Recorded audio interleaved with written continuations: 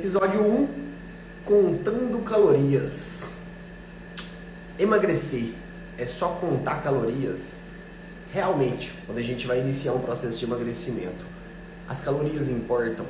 Como essas calorias importam? É isso que a gente vai bater esse papo hoje, sobre as calorias e o quanto elas importam no processo de emagrecimento. Sim, só as calorias importam no déficit calórico. Só as calorias importam no déficit calórico. Anota essa frase que eu vou explicar melhor sobre isso. Quando a gente vai montar um planejamento alimentar, a gente tem que levar em consideração o seu gasto energético total, certo? O quanto você gasta de energia, o quanto você gasta de calorias no final do dia. O quanto que você consome de energia no final do dia. Isso aí é o que vai importar quando a gente vai montar um planejamento alimentar. Então, quando vamos montar uma dieta para o seu processo de emagrecimento, para você conseguir emagrecer, as calorias importam. Mas não é qualquer tipo de caloria que, só vou comer 1000 calorias de pastel e estou emagrecendo. Não, calma, que eu vou te explicar melhor sobre isso. O déficit calórico é a base do processo de emagrecimento. Sim, é a base do processo de emagrecimento. Mas a qualidade desse déficit calórico é muito mais importante do que o déficit calórico em si. Porque a gente precisa fazer o seguinte, precisamos quantificar as proteínas, os carboidratos, as gorduras, a qualidade desses nutrientes que você coloca para dentro. Não é só simplesmente o déficit calórico que vai fazer, olha, tudo jóia, vocês que estão chegando aí, ó o Paulo aí, ó, segue firme. Ó o Juliano, você tá firme? Como é que tá as coisas? Ó, falando sobre déficit calórico, processo de emagrecimento e sobre calorias. E o contexto que a gente precisa levar em consideração. Bora pegar firme, né? Porque o contexto que a gente precisa levar em consideração não é só déficit calórico. O déficit calórico é a base. Sim, precisamos ter o déficit calórico. Só que só ele em si, você comer 1000 calorias de coxinha, não vai te fazer emagrecer, certo? Ou até vai a curto prazo. Só que a flacidez vem, o desânimo vem, a falta de energia vem e o metabolismo vai lá embaixo. Quando a gente vai montar um planejamento alimentar, a gente precisa levar em consideração o nível de atividade física que você faz no dia, o nível de atividade cognitiva que você faz no dia. Então, se você tem esforço mental, a gente precisa levar isso em consideração, esforço físico de trabalho e o preparo desses alimentos. Tudo isso a gente vai levar em consideração na hora de montar um planejamento alimentar. Então, quando eu faço uma bioimpedância, quando eu monto uma estratégia de processo de emagrecimento, fiz uma bioimpedância, identifiquei que o seu gasto energético fisiológico basal ali, o que significa isso? Gasto energético basal. O quanto que o seu corpo precisa de energia para poder sobreviver. Então eu levo em consideração a bioimpedância ali, ela faz uma estimativa, beleza. Uma pessoa normal, uma pessoa normalzinha, gasta com o metabolismo normal. E olha que nem todo mundo é normal. Nem todo mundo é com o metabolismo normal. Deveria gastar em torno de 15 a 30 calorias por quilo corporal. Então, para facilitar minha conta, uma pessoa de 100 quilos, o metabolismo dela, um metabolismo lento, estaria em 1.500 calorias. Um metabolismo mais acelerado estaria em 3.000 calorias. Isso aí eu estou falando de basal, certo? Só ali, ó, do linear base. Então, quando uma pessoa de 100... E aí, Guilherme, como é que anda as coisas, ó? Ó o Fabiano por aí, como é que tá as coisas, Fabiano? Tudo jóia? Então, quando eu vou montar um planejamento alimentar, eu penso, essa pessoa tem 100 quilos. Se essa pessoa tem 100 quilos e ela deu um gasto basal de 1.800 calorias, o metabolismo dela tá ruim. Então a gente precisa melhorar esse metabolismo. Então não é só as calorias que vão importar. Eu vou montar um planejamento alimentar baseado em que você treina. Interessante, treina. Eu só faço musculação. Então a sua oxidação de gordura, ela não é tão eficiente. A musculação, ela gasta energia, gasta calorias, mas a eficiência da queima de combustível da musculação, ela é fraca. Então a gente precisa incluir o quê?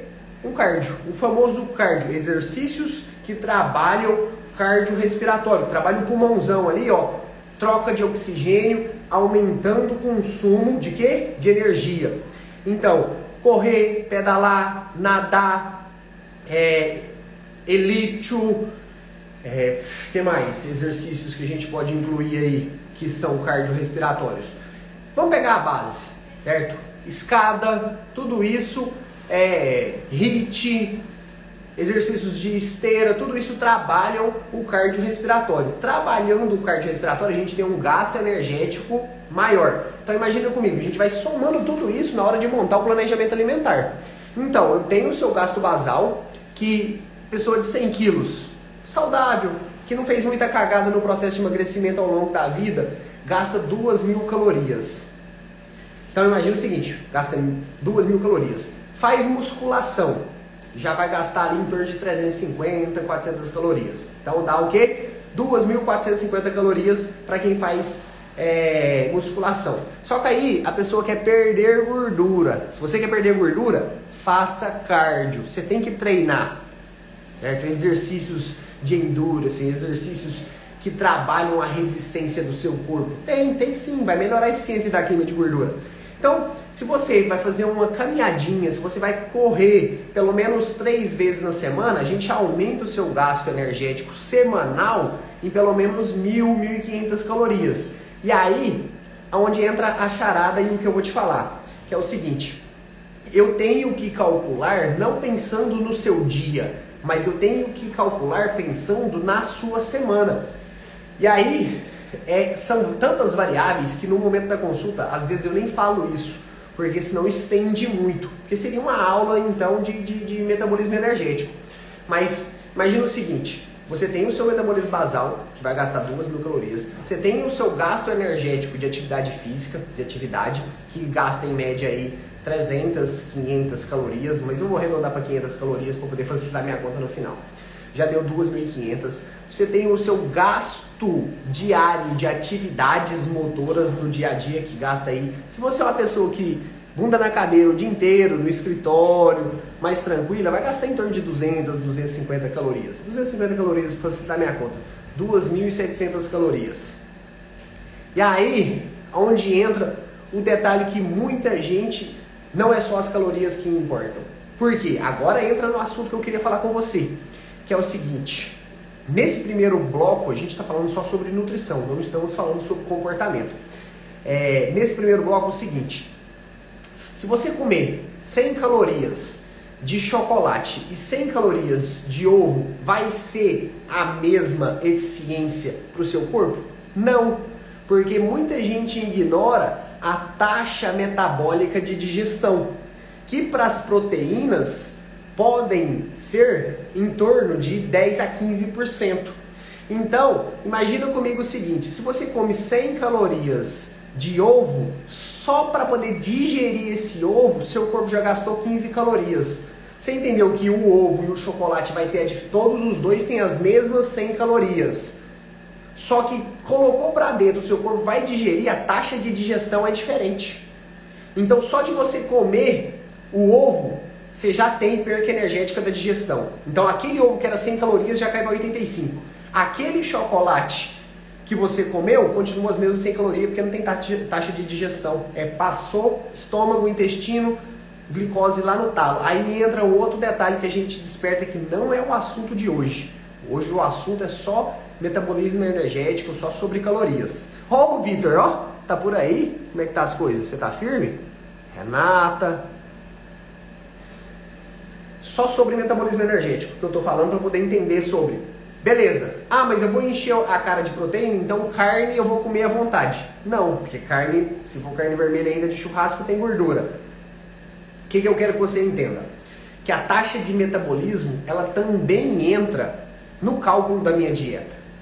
Então, quando eu monto uma dieta com mais proteica, com mais proteína, eu já tenho a ciência que essa dieta vai gastar mais energia para você digerir ela. Vai ser mais difícil para o seu corpo processar aquela quantidade de proteína. Então vai ser... Então imagina o seguinte: montei uma dieta de 2.500 calorias. em torno de 35% dela é proteína. Então eu já vou imaginar, certo? Que pelo menos 200 calorias daquela vai ficar na taxa de digestão. Só que aí entra uma outra conta, uma outra matemática mais maluca ainda, que é o seguinte: existe calorias escondidas no preparo. Deixa eu ver uma água aqui. Existe calorias escondidas no preparo. O que isso significa? Que quando eu estou montando um planejamento alimentar aqui para você, mas muitas das vezes, eu não estou contabilizando o óleo que você vai usar, os condimentos que você vai usar. Ah, Júlio, mas isso faz a diferença? Lógico, dependendo da quantidade que você colocar, vai fazer total diferença. A quantidade de óleo faz a diferença. Se você faz um arroz com 2 dedos de óleo e como você faz com 2 pininhos de óleo, tem total diferença no planejamento alimentar. Ah, mas eu estou comendo as mesmas 100 gramas de arroz que você me passou e eu não estou emagrecendo. Como que anda o preparo? Então, todo esse assunto que eu estou trazendo para você aqui hoje, eu quero esclarecer que é o seguinte: são várias vertentes, são vários detalhes que precisam ser ajustados. Então, muitas das vezes, Larissa, Sandrinha, como é que tá as coisas por aí? Vocês estão firmes? Não é só o planejamento alimentar em si. Então, quando eu monto uma dieta, quando eu prescrevo uma dieta, eu penso primeiro na direção de: vamos organizar a sua dieta? Vamos organizar o seu planejamento alimentar? O que a gente precisa fazer para poder organizar a sua vida, da nutrição da sua vida? Então é isso que eu penso. Eu penso, primeiro passo, certo? Quando você sentou no consultório. Então quando você vem no nutricionista e faz uma consulta só, você não vai resolver o problema da sua vida. Igual quando você vai no psiquiatra e faz uma consulta só e toma uma cartela só do antidepressivo e para por conta. Você não vai resolver o problema da sua depressão, você não vai resolver o problema da sua ansiedade com uma única cartela. Porque existe contexto, existe fatores. O planejamento alimentar também é assim. Se você entrar no ChatGPT e pedir para ele poder elaborar uma dieta para você de 2.000 calorias, ele vai elaborar lindamente. Às vezes até mais bonito do que eu monto aqui, se você colocar os alimentos que você quer. Só que ele não imagina contexto, ele não projeta um contexto de: eu já sei que às vezes você vai vacilar e beber uma cervejinha. E aí eu já pensando que às vezes o vacilo vai acontecer, principalmente para pessoas iniciantes, que estão começando o processo de elaboração alimentar, de dieta, por agora. Eu sei que a pessoa não vai ser 100%, a gente não está falando de atleta, a gente não está falando, a não ser quem tem problema psicológico, que vai seguir 100% da dieta, porque tem pessoa que é 880. E os 880, eles começam de corpo e alma. Só que qual que é o problema do 880 quando começa de corpo e alma? A pessoa não vai dar sequência por muito tempo. Então eu não gosto de pessoas que são 880 na parte do planejamento alimentar. Por quê? Porque não vai dar sequência por muito tempo. E aí, Thalita, como é que tá as coisas? Vou montar aí uma dietinha. O pessoal vai entrando aqui, eu vou chamando para poder começar uma dieta. O 880, ele vai conseguir fazer 30, 60. Se for uma pessoa muito com problema psicológico, vai fazer 90 dias ali, ó, focadão. Só que aí o problema é o seguinte: a gente está falando de tratamento de sobrepeso e obesidade. O tratamento de sobrepeso e obesidade, ele é crônico. O que é um tratamento crônico? A gente precisa ir ajustando o seu comportamento, a sua alimentação, os seus hábitos ao longo do processo de tratamento. E é justamente isso que eu quero falar com você. A gente precisa montar um planejamento alimentar pensando em calorias? Sim, precisamos pensar em calorias, porque é isso que vai te emagrecer. Mas não é só as calorias, é o contexto de qual que é a caloria que eu vou estar utilizando, que horário que essa caloria vai entrar, certo? Por quê? Quer um exemplo melhor de a ordem dos alimentos? E aí, Yuri, como é que tá as coisas? Você sumiu e vamos pegar de novo. Firme, pelo menos na caminhadinha. Sábado, 6 horas, a gente tá com um grupo de caminhadinha bacana aí, ó. Já passando para te convidar. Depois eu vou te mandar lá no WhatsApp. Vamos lá, retornando ao assunto. Aurélio, Marcão, tô te esperando. Falta 15 minutos para sua consulta. Você tá aqui entrando na live. Enquanto você não chega, eu vou conversando aqui. Bora lá.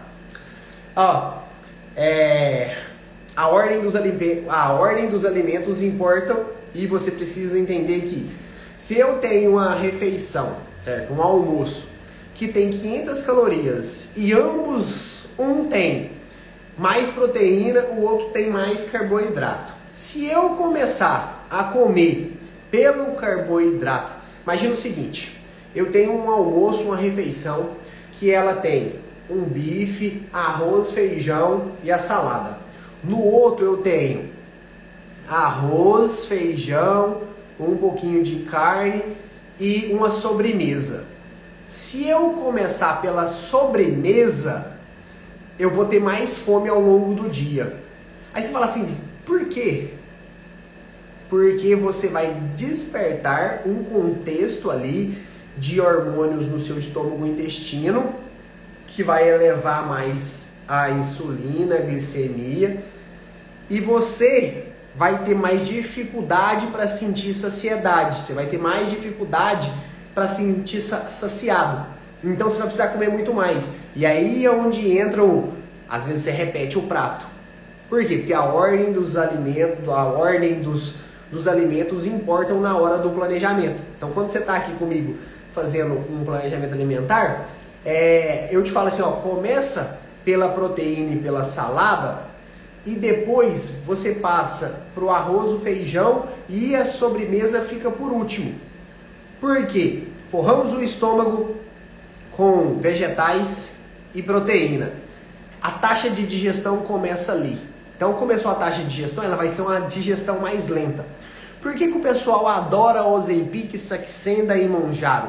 Porque ele atrasa o esvaziamento gástrico. Então dá para poder atrasar o esvaziamento gástrico através de estratégias nutricionais, comportamental, estratégias no planejamento alimentar. Então o pessoal fica muito focado em caloria e esquece o contexto. Esquece que o contexto da dieta, ele importa muito. O contexto da dieta, ele faz muita diferença. Por quê? Só de você colocar a ordem dos alimentos, você já atrasa o esvaziamento gástrico. E aí você não precisa de um remédio. A não ser que você tenha um problema fisiológico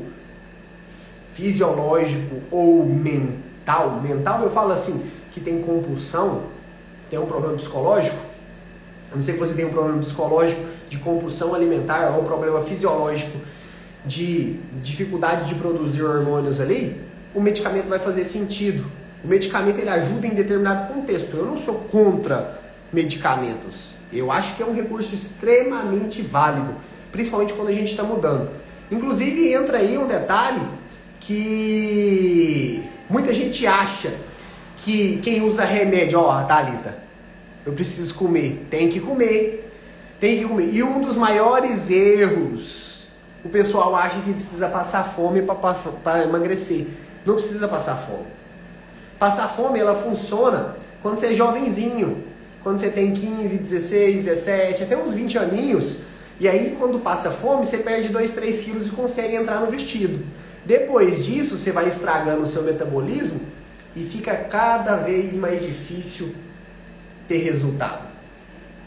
Vai ficar muito mais difícil ter resultado. Por quê? Porque estragou o metabolismo. Aí a gente tem que montar um planejamento alimentar, pensando como que eu vou acelerar o seu metabolismo, como que eu vou consertar a cagada que foi feita há 10 anos atrás, que é restrição, emagrece, engorda. Restrição, emagrece, engorda. E aí a gente tem que sentar, montar um planejamento pensando assim, como que eu vou corrigir o seu metabolismo? E aí a correção do metabolismo, ela vem com melhora da eficiência do gasto energético. Às vezes eu falo umas palavras difíceis, mas o quanto de comida você vai comer, para quanto de comida o seu corpo vai gastar. É isso que você precisa entender. E aí eu vou elaborar o seguinte, vou elaborar o plano, vou elaborar a dieta, e aí o seu corpo ele tem que ficar eficiente a cada nova dieta. E como que ele fica eficiente? Você segue o plano. Ele melhora o gasto da dieta, ele melhora o quanto você vai gastar. E aí você treina. Atividade física, ela é extremamente importante. O que eu faço de atividade física, Júlio? Eu gosto muito de começar na caminhada, passar para a corrida. Caminhada, trotezinho. Caminhada, trotezinho. Por quê? A caminhada em si, ela ativa a musculatura do seu corpo no contexto geral, que aí você precisa ir monitorando também. Aí eu não estou com o relógio que faz monitoramento, mas você precisa ir monitoramento, faixa de cardíaca, faixa de batimentos. Os batimentos também importam no momento do consumo energético. Quando você está treinando, se for um treininho fofo, vai gastar pouco. Se for um treino mais média intensidade, vai gastar mais. Então eu prefiro treinos de média intensidade do que de alta intensidade. Alta também muda o perfil de consumo energético. Imagina aqui comigo o seguinte. Quando você está treinando fofinho, o seu corpo vai preferir gastar glicogênio muscular. Quando você está treinando muito intenso, o seu corpo vai preferir gastar glicogênio muscular. O que é o glicogênio muscular? A glicose, o carboidrato que está dentro do seu músculo. É isso que você precisa entender. O carboidrato e a glicose que está dentro do seu músculo. Então, a intensidade do seu treinamento vai fazer diferença. Se você está treinando fofinho e se você está treinando muito forte, você vai gastar como prioridade o carboidrato. Então, a zona do meio é o melhor. Quando você está treinando média intensidade, que o coração dá aquela leve disparada, é quando está começando a melhorar a eficiência de consumo. E é isso que eu falo para você. Então, treino de média intensidade. Vamos imaginar o seguinte, está na esteira, você tem que estar de 7 a 8 km por hora. Está na esteira de 7 a 8 km por hora. Por quanto tempo? De 30 minutos a 1 hora é o ideal ali. Aí eu tô falando o seguinte, para melhorar a eficiência. Por que muita gente come pão, bebe refrigerante, come bolo, come salgado e segue uma vida normal e não engorda? Porque ao longo dos anos elas deixaram o metabolismo eficiente. O que é o metabolismo? É as reações que acontecem ali dentro do seu corpo e transforma isso em energia. Se ele é eficiente, ele tem um gasto melhor. Então é isso que eu quero que você entenda. Que a atividade física, ela não é só para emagrecer mais rápido. Ela é para poder deixar o seu corpo mais eficiente e te permitir comer melhor e com uma melhor qualidade e uma melhor quantidade. É isso que vai te permitir comer. A atividade física, ela vai te permitir. Olha só. E aí, Elzenir, tudo jóia? Como é que tá? Na janela pode comer? Na janela do jejum, não. O leite, não. O café, sim. Quando a gente está falando só de jejum intermitente, o leite não pode. Por quê? Extrapola a quantidade de calorias. E aí a gente quebra o jejum. O leite não, mas o café sim. E aí entra lá no comecinho da live, quando eu estava falando, por que o café, chá, não quebram jejum? O café, o chá não quebram jejum porque você pega uma xícarazinha de café. Ele tem em torno de 10 calorias. Se um cafezinho tem em torno de 10 calorias, você fala assim, mas o café tem 10 calorias. Ele vai quebrar o jejum? Não, não vai. Porque existe a taxa de digestão. Quando você coloca para dentro o café, para poder fazer a digestão desse café, o seu corpo vai gastar 15 calorias. Então, vai ser um consumo negativo. Porque imagina, você colocou o café para dentro, que tem 10 calorias, e o seu corpo, para poder digerir esse café, gastou 15 calorias. Então, nem as calorias do café, ele foi capaz de aproveitar. Lógico, ele vai aproveitar ali, mas ele vai gastar mais calorias do que tem o próprio café. E aí, quando você coloca o leite já vai ter o quê? Umas 100, 150 calorias.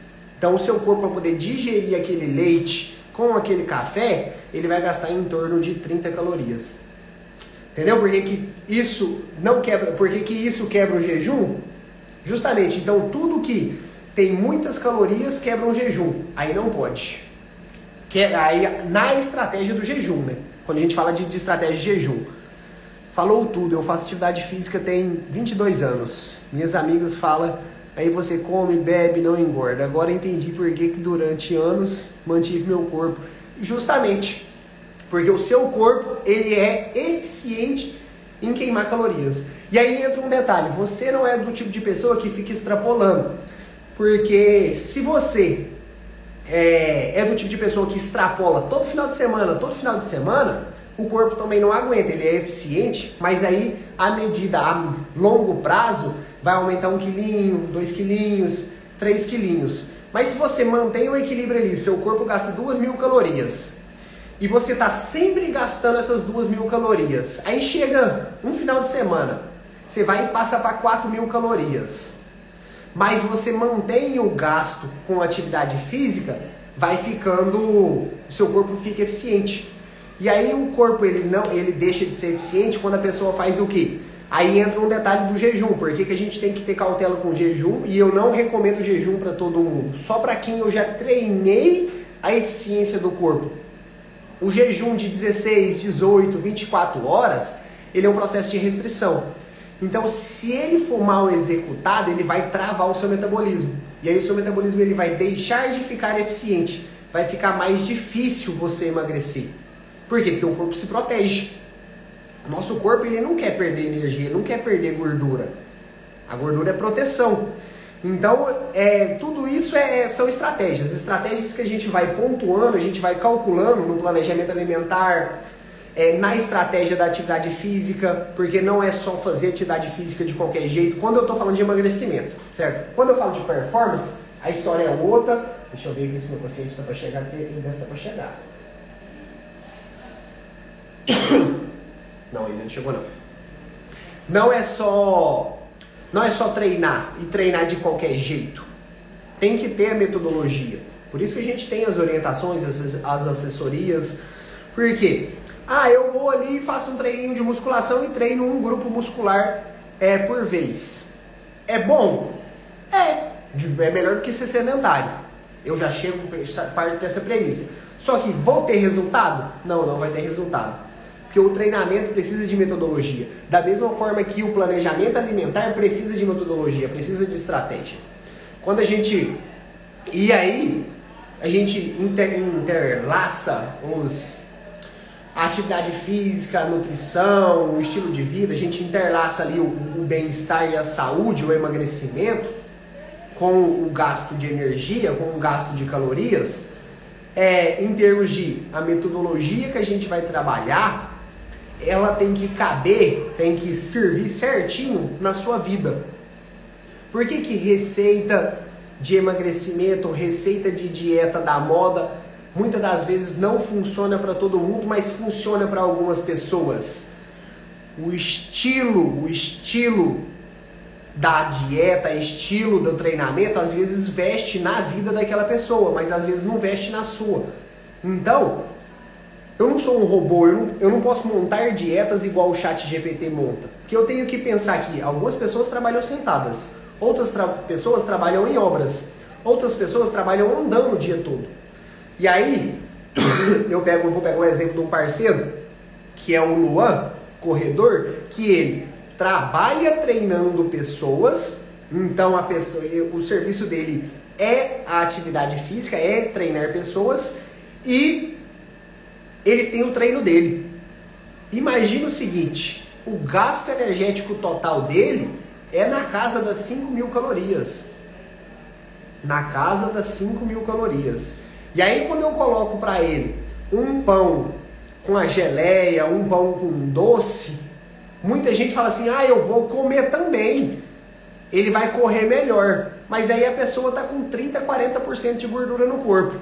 E querendo comer um pão com geleia para poder ter melhor performance na atividade física. Só que não entende que o contexto é diferente. Às vezes a pessoa está no escritório, sentada o dia todo, montando processos, e a outra está o dia inteiro ali, treinando outras pessoas, fazendo esforço, atividade física.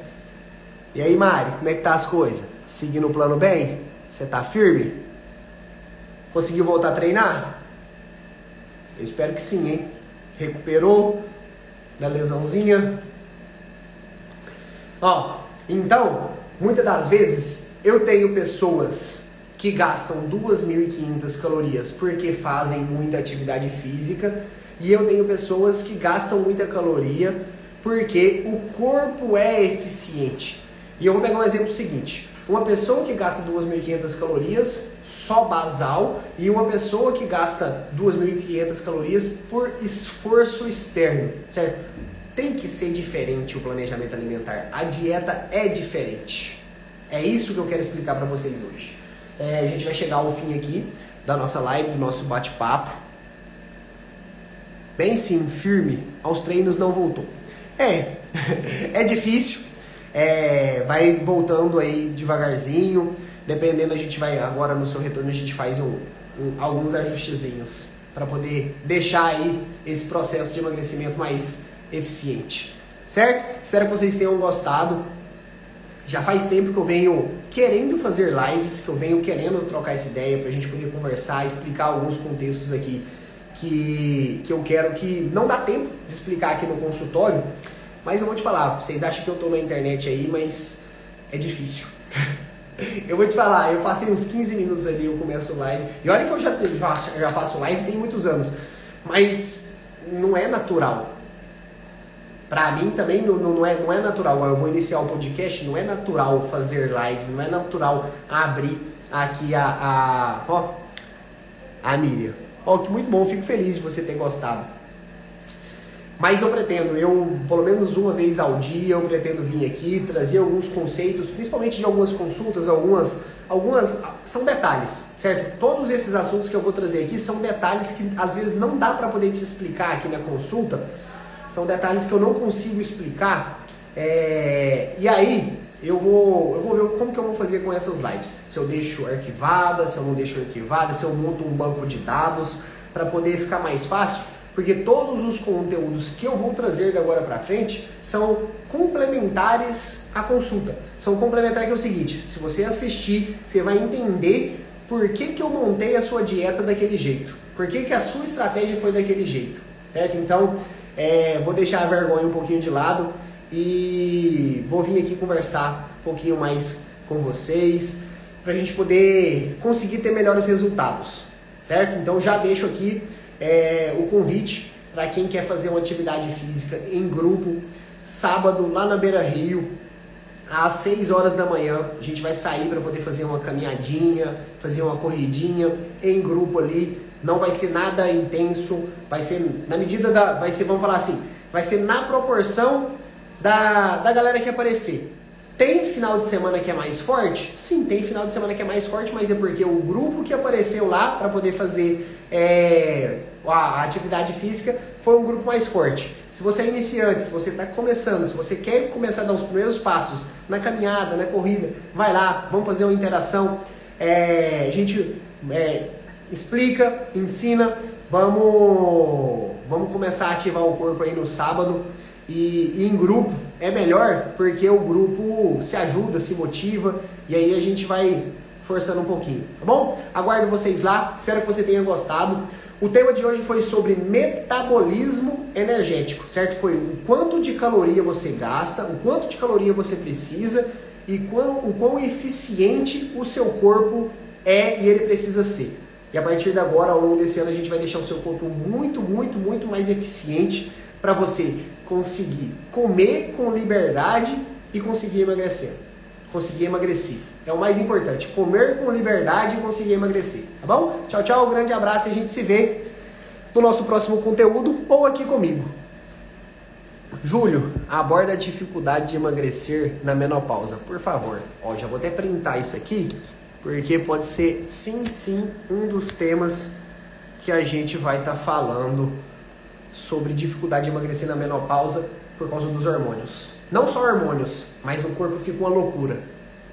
Tá bom? Eu não vou falar disso aqui hoje pra gente não estender e não misturar o assunto, mas pode esperar que eu vou estar abordando sim sobre a menopausa, tá bom? Tchau, tchau!